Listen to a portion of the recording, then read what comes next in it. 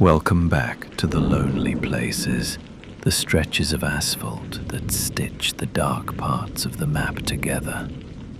Tonight, our story isn't about the quiet deserts of Ohio or the vast, empty heart of Nevada. It's about the deep, damp, and ancient woods of the Pacific Northwest, where the trees are so tall they scrape the belly of a perpetually grey sky, and the rain falls so relentlessly it feels like the world is slowly trying to dissolve. My name is Leo. I'm 22 years old, and my life has been a series of wrong turns that somehow led me to the driver's seat of an 18-wheeler. This wasn't a calling for me. I don't have diesel in my blood. I have desperation. My father's medical bills had piled up into a mountain of debt so high it blotted out the sun. And the only job that offered to pay me enough to even begin chipping away at it was this one: long-haul trucking. So, I got my CDL, signed on with a mega carrier that was always hungry for fresh bodies, and found myself assigned as a trainee to a man named Marcus Thorne. Mark was a ghost from a different era. He was pushing 60, with a face that looked like a road map of every hard mile he'd ever driven, and a personality that could curdle milk. To him, I was just another warm body in the passenger seat, another rookie who didn't know a Jake brake from a fifth wheel. He called me kid and spoke to me mostly in grunts and corrections. Our relationship was simple. He drove and taught. I listened and learned. Our world was the cab of that Peterbilt 389. A rolling cage of chrome and steel that smelled of stale cigarette smoke, armor all, and a deep, ingrained weariness. We were hauling a load of Washington apples from Yakima to a distribution center in Fresno, a straight shot down the gut of the West Coast. But Mark, in a rare moment that might have resembled sentimentality, decided to take the scenic route down the 101, hugging the Oregon coast. "You gotta see the ocean, kid," he'd grumbled, as if it were a mandatory part of the training curriculum. "See it before it's all gone." For the first few days, it was almost beautiful. The rugged, cliff-lined coast, the endless expanse of the Pacific, the charming little fishing towns. Mark was slightly less cantankerous, pointing out landmarks from his decades on the road. But as we pushed further south, leaving the last vestiges of civilization behind, the landscape began to change. The cliffs gave way to forests. Not just any forests. These were cathedrals of green, groves of ancient redwoods and Douglas firs that were older than the country itself. They crowded the road, their massive trunks like the pillars of some long-forgotten temple, their high branches knitting together to form a perpetual twilight, even at midday. The air grew heavy, damp, and smelled of rich soil and decay. It was beautiful, but it was an oppressive beauty. The kind of place that made you feel like an intruder. A place that had its own secrets and didn't appreciate being watched. The long hours of silence were the hardest. Mark wasn't a talker. He'd drive his shift, his eyes fixed on the road, his thoughts 1,000 miles away. When it was my turn to sleep in the bunk behind the seats, the silence was still there, broken only by the rhythmic hum of the tires on the asphalt. I couldn't sleep most of the time. My mind would race. The mountain of debt and the weight of my family's future pressing down on me. To keep the darkness at bay, I had my phone and my earbuds. I had podcasts. I'd lie there in my narrow bunk, the world a black and green blur through the small window, and listen to stories. And for the past few weeks, I had been consumed by one story in particular, a podcast called The Dead Channel. It was narrated by an old trucker named Ray.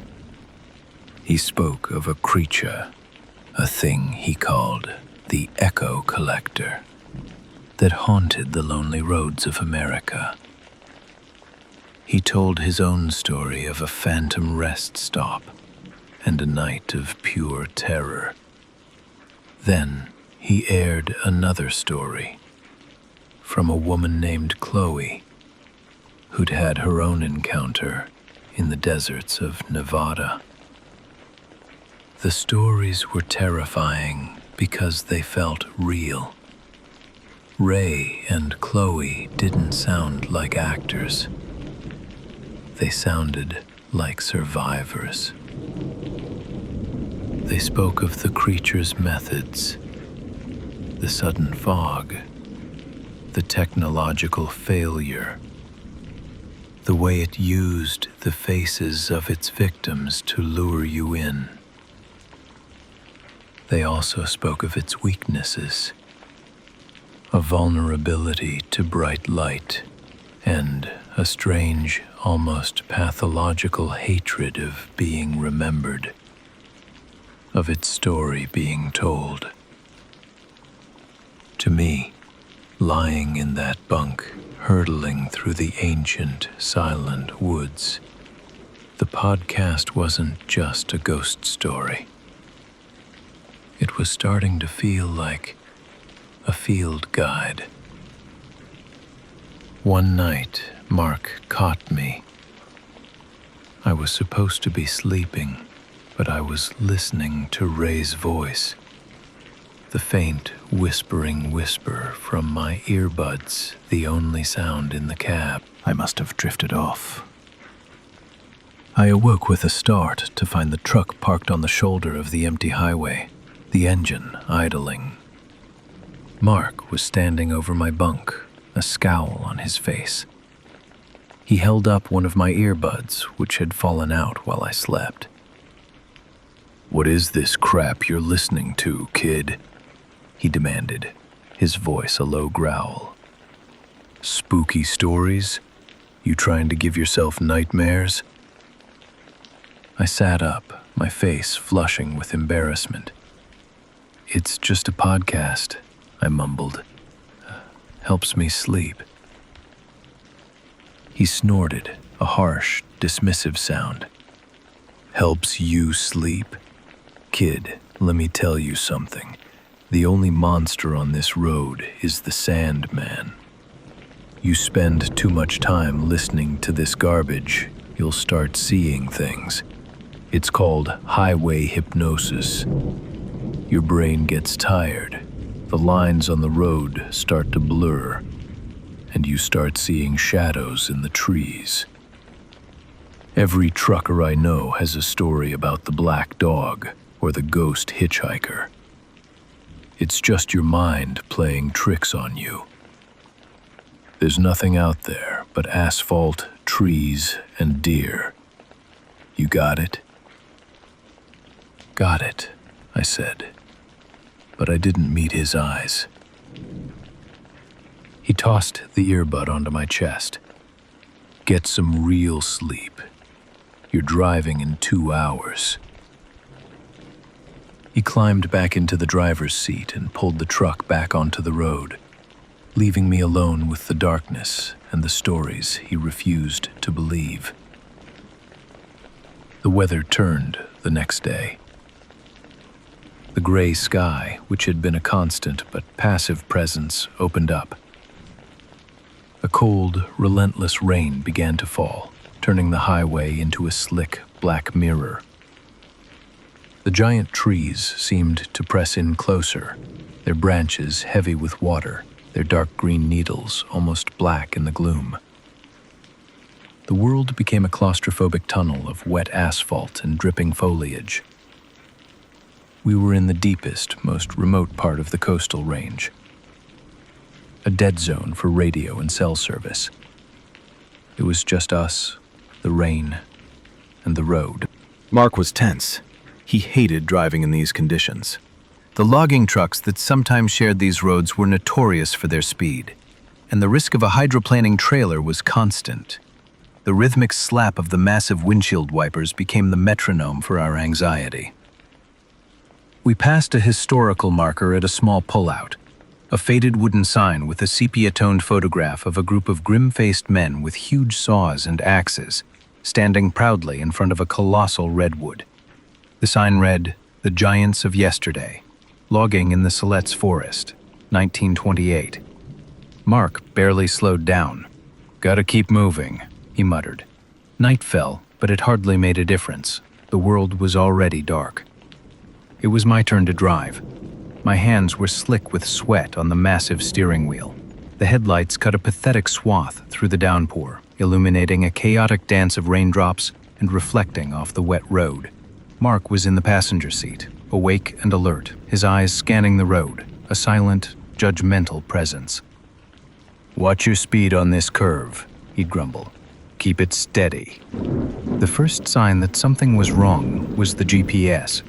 The friendly female voice that had been our guide for 1,000 miles suddenly announced, "Satellite signal lost," and the screen went blank, displaying only a small, blinking icon of our truck in a vast, empty gray space. "Piece of junk," Mark grumbled, slapping the side of the dashboard. "Always loses the signal in these damn mountains." He didn't seem concerned. I, however, felt a cold tendril of fear wrap itself around my heart. Satellite signal lost. It was the beginning. It was how the stories always began. Next was the radio. Mark had been listening to an old country station, a faint signal that was mostly static. Suddenly, the music vanished, replaced by a deep, guttural hiss. The same sound Ray had described, the sound of a dead channel.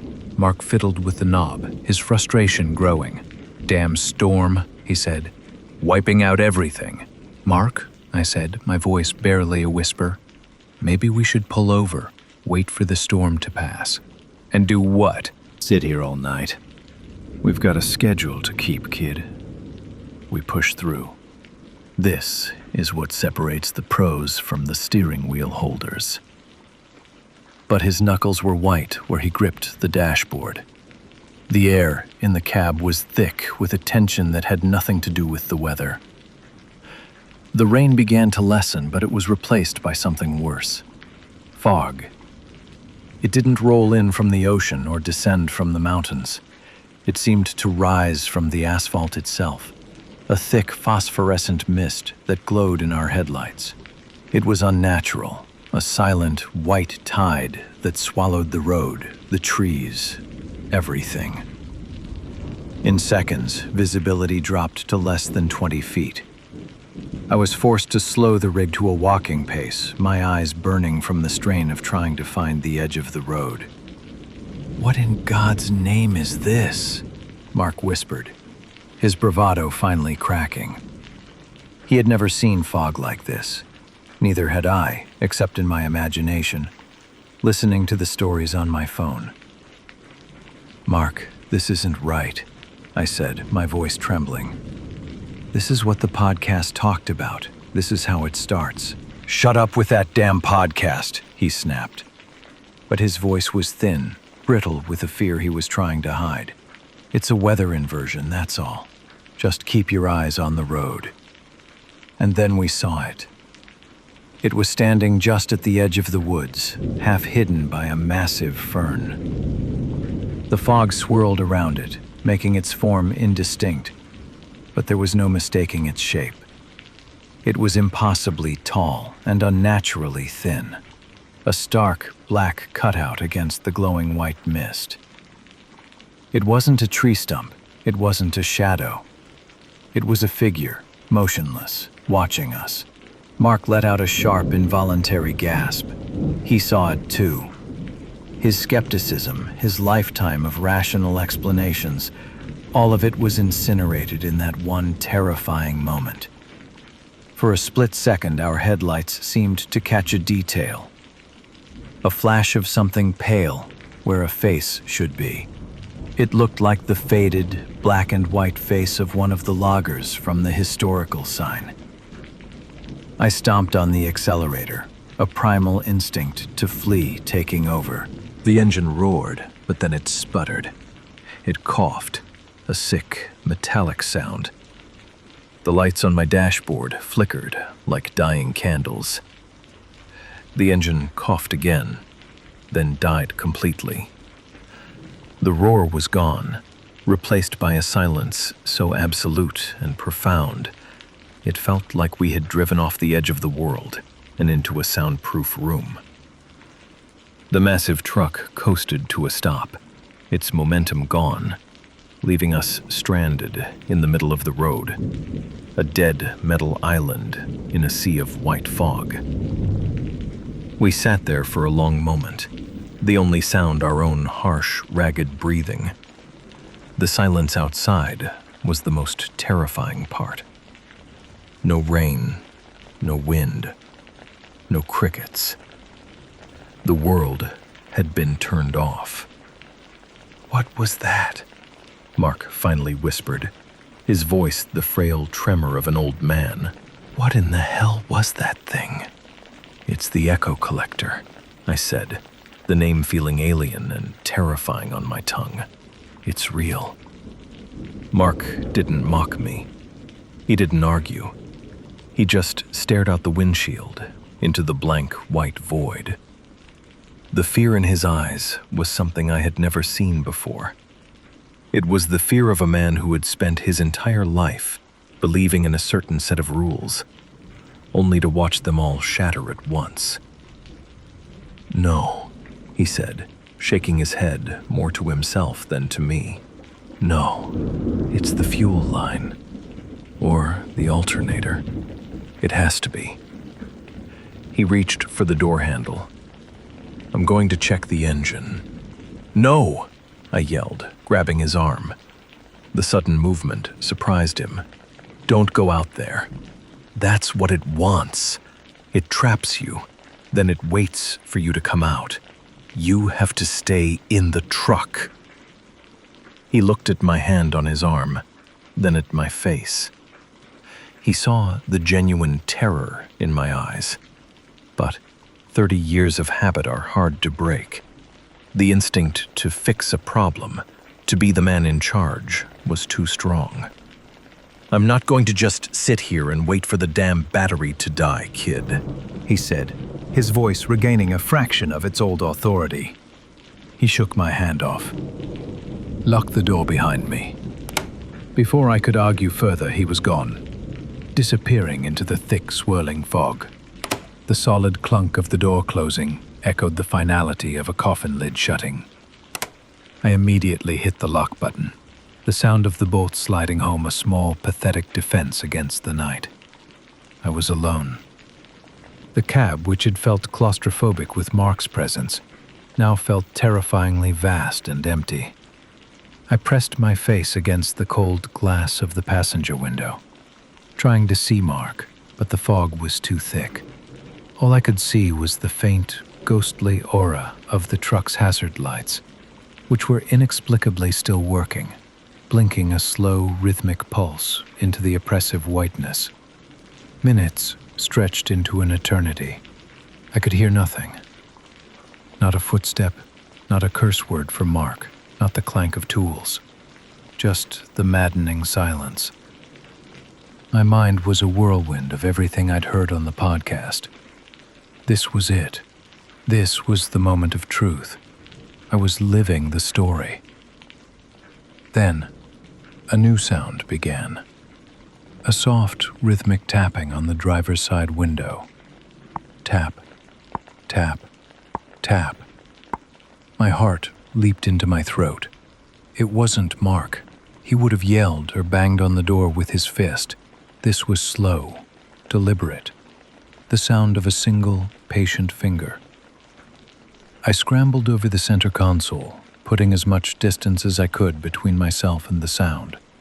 I peered through the driver's window, my breath fogging the glass. A face was floating in the mist. It was pale, almost translucent, its features blurred by the fog and the darkness. But I recognized it. It was the face from the historical marker, the grim, mustached logger from 1928, his eyes dark, empty pits. He stared at me, his expression blank, his mouth a thin, straight line. It was an echo, a piece of local history, plucked from a faded photograph and given a horrifying, three-dimensional form. It was using the ghosts of the forest itself. The tapping stopped. The face hung in the air for a moment longer, a silent, malevolent moon. And then it dissolved back into the fog. The passenger door was wrenched open, and I screamed, spinning around with a cry of pure terror. It was Mark. He tumbled into the cab, slamming the door behind him, his face as pale as the fog. He was breathing in huge, shuddering gasps. "Did you see it?" he choked out, his eyes wide with horror. "The face in the fog." "I saw it," I whispered. He fumbled with the door lock, his hands shaking so violently he could barely manage it. He finally got it locked, and then he slumped back in his seat. All the fight, all the cynical bravado, gone from him. He looked broken. "The engine," he said, his voice ragged. "There's nothing wrong with it." "The fuel line is fine. The battery cables are tight. It's perfect. It should be running." He looked at me then, his eyes filled with a terrible, dawning understanding. "It's not the truck, is it, kid?" "No," I said, my own fear a cold, hard stone in my stomach. "It's this place. It's him. He did this." We sat in the dead cab, two men trapped in a steel box, while the ancient forest and its new, terrible inhabitant waited outside.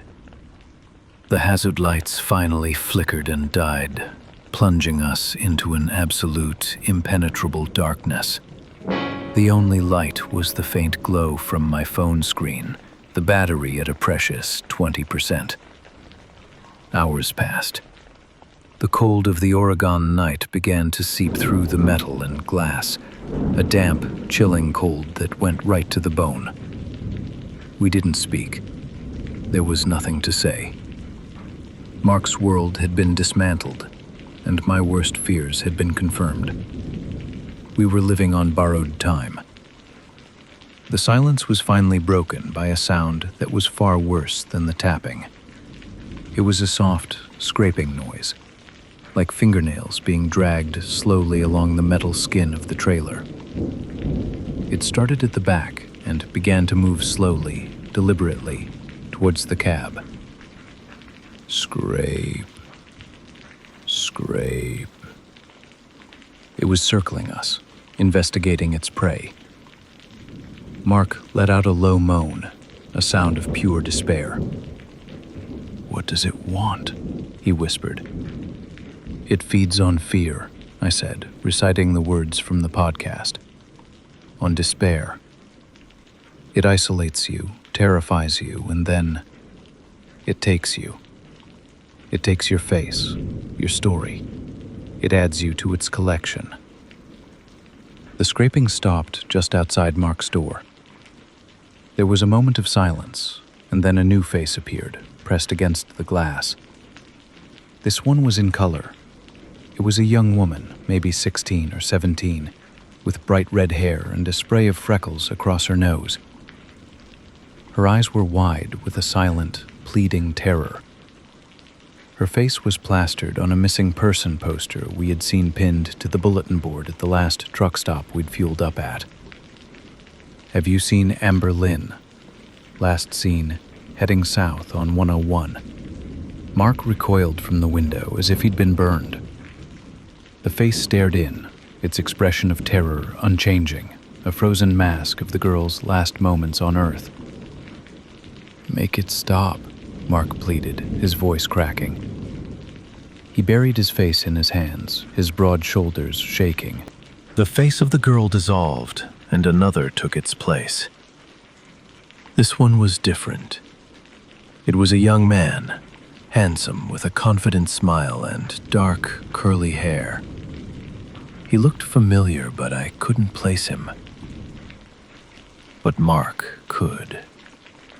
He looked up from his hands and a choked, guttural sound escaped his lips. No, he breathed. Oh God, no. Not him. The face outside the window smiled, a slow, knowing, cruel smile.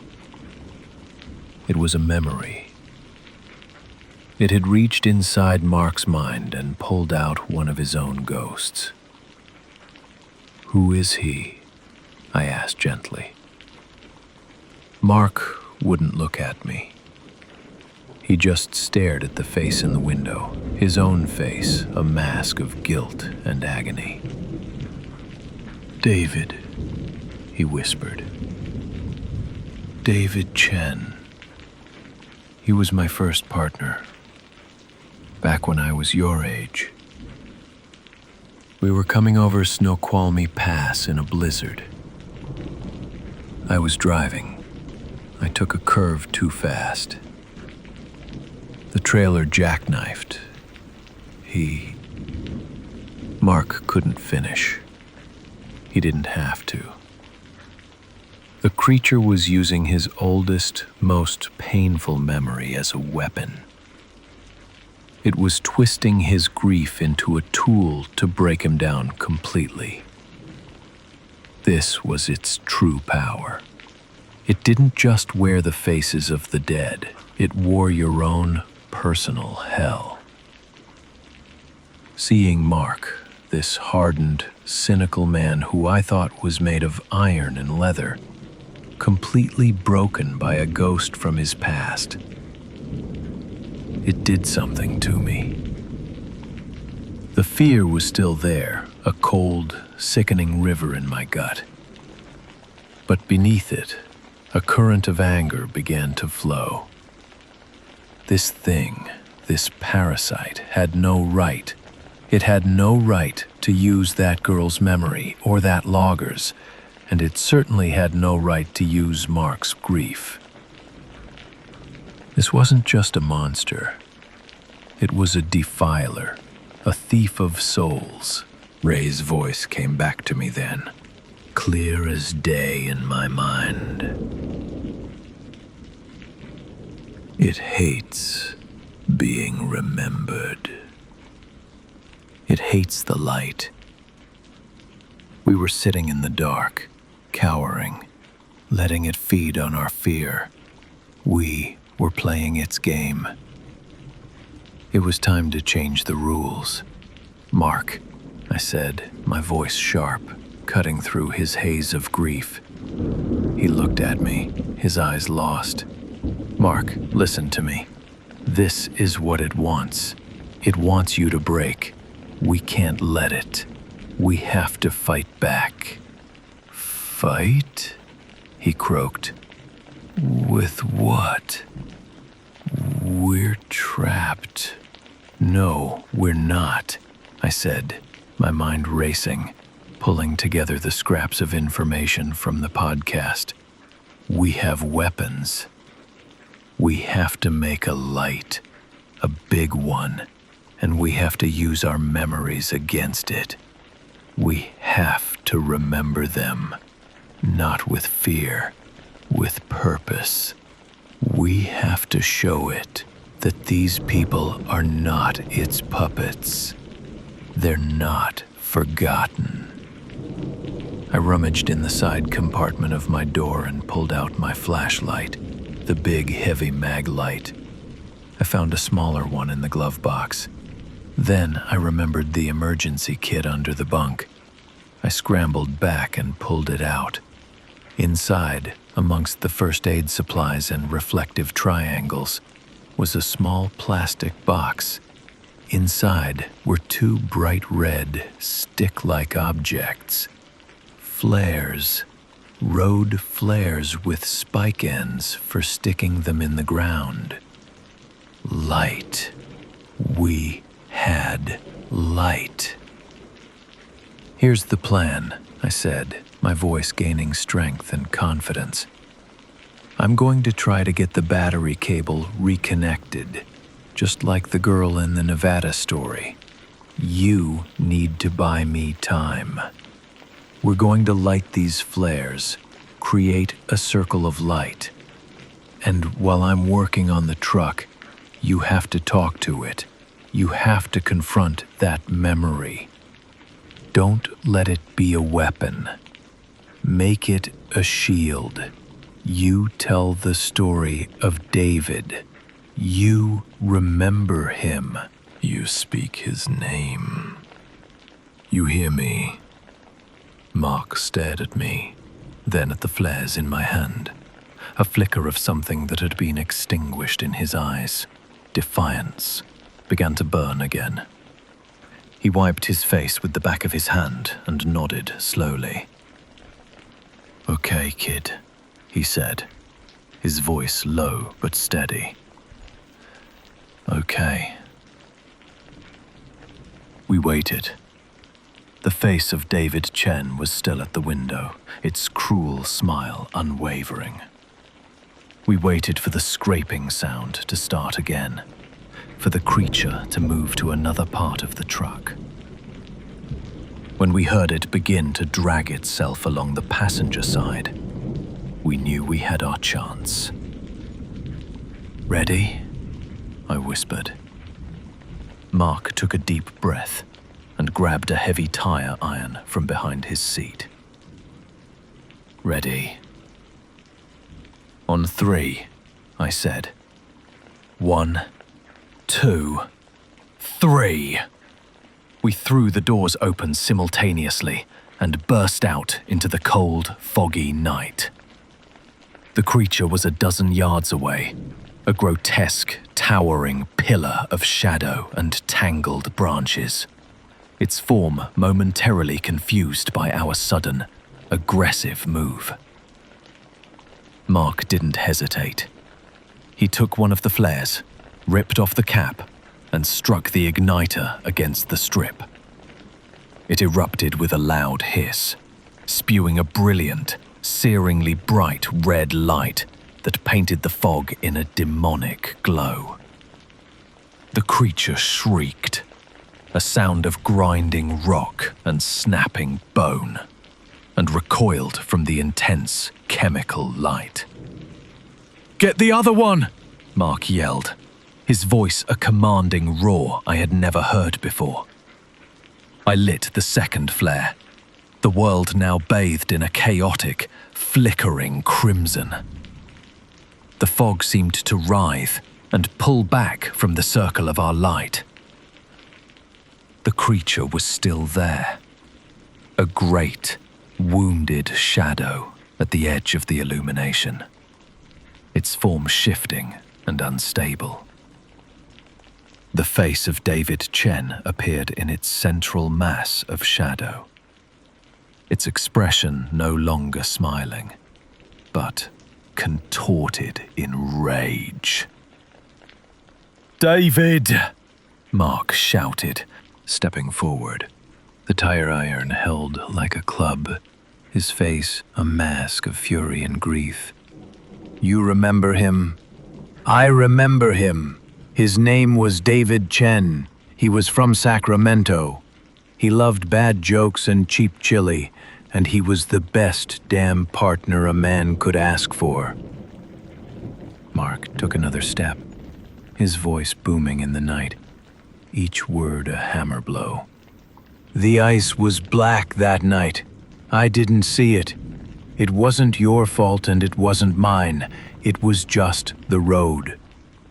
But I remember you, Dave. I carry you with me every damn day. You are not his. You are mine. You are my memory." As Mark spoke, the face of David Chen began to flicker and distort. The creature, again, a sound of pain, as if the act of remembering, of honoring the dead, was like acid to its form. "Leo, now!" Mark roared. I didn't need to be told twice. I ran to the front of the truck, popped the hood, and scrambled up on the bumper. The engine was cold, silent. I found the battery and, just as I had suspected, just as in Chloe's story, the positive terminal cable was slightly askew, disconnected by no earthly mechanic. I grabbed the heavy tire iron from where Mark had left it by the wheel and, with all my strength, hammered the cable clamp back down onto the battery post. It sparked, a brilliant flash of life. I scrambled back down, yelling, "It's on! Try it!" Mark was still standing his ground, a titan in the red glare of the flares, holding the creature at bay with the sheer force of his will. He backed away towards the cab, never taking his eyes off the monster. He climbed in, and I vaulted into the passenger seat, slamming the door. Mark turned the key. The engine sputtered once, twice, and then it caught. It roared to life, a thunderous, beautiful sound of salvation. The headlights blazed on, their powerful high beams hitting the creature square in its shadowy mass. The combination of the headlights and the flares was too much. It shrieked a final, agonizing death rattle of a sound and dissolved. Not just retreating, but coming apart, pieces of it turning to black dust and smoke, vanishing into the ancient woods that had birthed it. Mark didn't waste a second. He slammed the truck into gear and we tore out of there. The hood still unlatched and bouncing, the two red flares on the road behind us shrinking in the rearview mirror like the dying embers of a nightmare. We didn't stop driving for 300 miles. We drove through the rest of the night, the roar of the engine a comforting shield against the silence that we knew was still out there, waiting. We drove until the sun came up and burned away the last of the fog. We drove until the ancient, oppressive forests gave way to the rolling, sun-drenched hills of southern Oregon. We finally pulled into a massive, brightly lit, bustling truck stop just outside of Medford. The lot was filled with other trucks. The diner was buzzing with life and the smell of frying bacon. It felt like we had re-entered the human race. We sat in a booth, two hollowed-out men, the coffee cups trembling in our hands. We didn't talk about what happened. We didn't have to. It was a shared scar, a terrible secret that now bound us together. Mark looked older. The hard lines on his face seemed deeper, but the cynicism in his eyes was gone, replaced by something heavier, something more thoughtful. After a long silence, he finally looked at me. "The podcast," he said, his voice quiet. "The one you listen to. Play it for me." I took out my phone and found the first episode of The Dead Channel. I set it on the table between us, and we listened. We listened to Ray's tired, gravelly voice tell his story. Mark listened with a profound, almost religious concentration, his eyes closed. He didn't interrupt. He didn't scoff. He just absorbed it. When it was over, he was quiet for a long time. Then he opened his eyes and looked at me. "He said he was building a lighthouse," Mark said. "A lighthouse of memory." He stood up and walked to the counter. He came back a few minutes later with a small, spiral-bound notebook and a cheap ballpoint pen, the kind they sell by the registers. He sat down and slid the notebook across the table to me. "Your turn first, kid," he said. "Write it all down. Every single detail. Don't leave anything out." He took the pen and clicked it. "And when you're done," he said, his voice filled with a grim, unbreakable resolve, "I'll write down my story.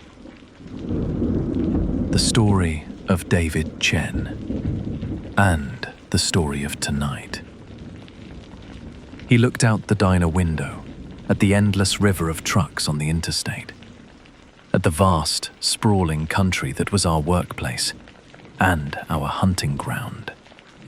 "Let's give this thing so much damn light," he said, a strange, fierce fire in his eyes, "that it's got nowhere left to hide." And so, we began to write. Two more voices joining the chorus. Two more lanterns lit against the encroaching, hungry dark.